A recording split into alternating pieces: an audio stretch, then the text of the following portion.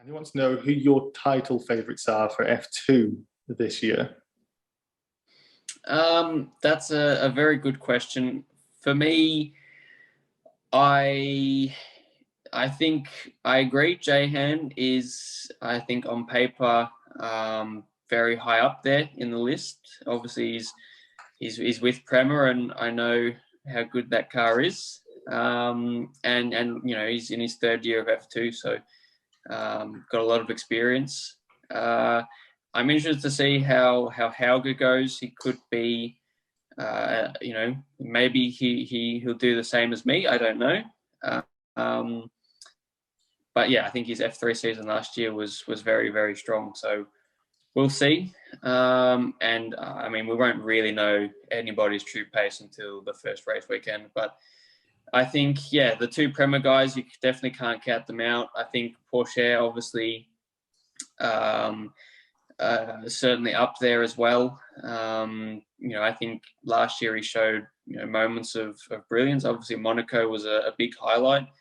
I think for him, I guess it'll be important to be consistent. And also, you know, it's part of it will be how strong ART is, I suppose. I think Lawson as well at Carlin is another really strong candidate.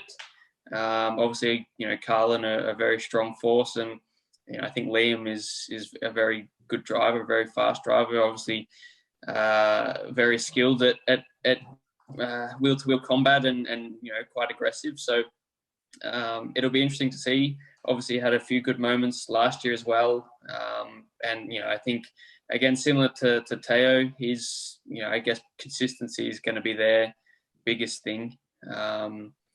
And yeah, obviously Logan as well, obviously a rookie for this year, but I know firsthand as a teammate, you know, how strong he is, especially over one lap.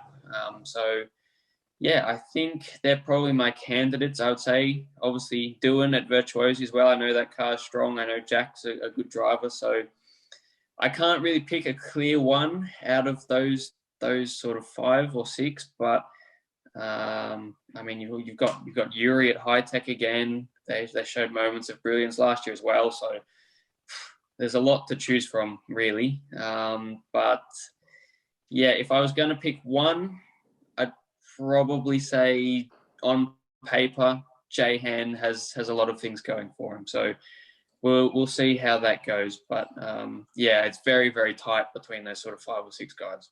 Just quickly, you're actually quite excited to watch it from the sidelines this year, not to be involved, because you've raced against most of that grid. Will you find it actually thrilling to watch it without knowing that your future is on the line?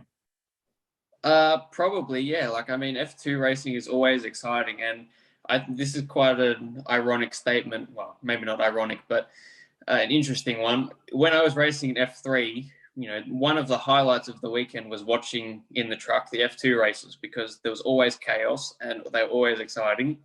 And then I got to the end of the F3 season, especially after I'd won, bearing in mind that I knew I couldn't do F3 again, even if I wanted to, and kind of came to the realization that, oh, I'm about to join all that chaos and fun.